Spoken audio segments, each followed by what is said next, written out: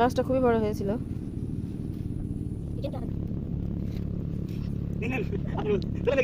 আলহামদুলিল্লাহ অনেক বড় হয়েছে, মাশাআল্লাহ কি সুন্দর। না না এর থেকে ছোট সাইজগুলো দেখে বেশি ভালো। এটা ভালো তাই বলছো যে ধরে রাখেন। আলহামদুলিল্লাহ ওলটা মনে হয় 20 কেজি হবে, তার বেশি ছাড়া কম না। উঠান।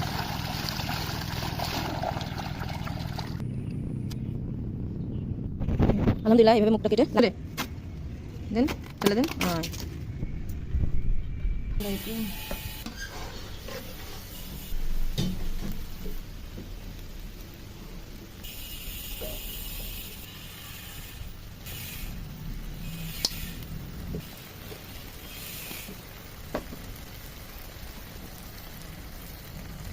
এটা গুঁড়ো মশলা,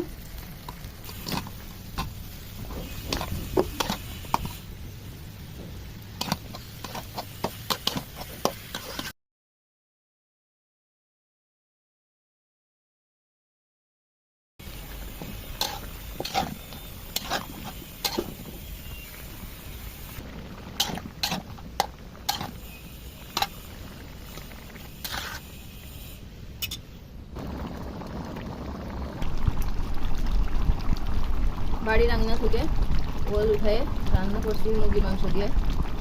আপনাদের যার যতটুকু জায়গা আছে সে চেষ্টা করলেই পারবেন, যাদের গ্রামের বাড়ি তারা অবশ্যই পারবেন। ওল উঠিয়ে রান্না করলাম, ওটা অনেক বড় হয়েছে, 20 কেজির কাছাকাছি। মাশাআল্লাহ নিজের হাতে জিনিস তৈরি করে খাওয়ার মজাই আলাদা।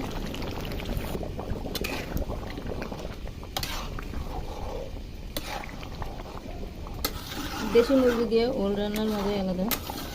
আপনারা যদি পছন্দ হয় তারা এইভাবে রান্না করে খাবেন।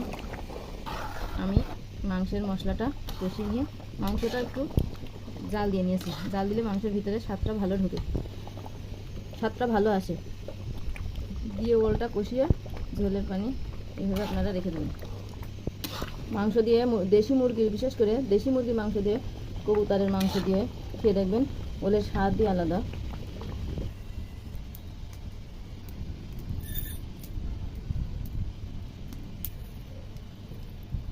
এভাবে আপনারা একটু জিরে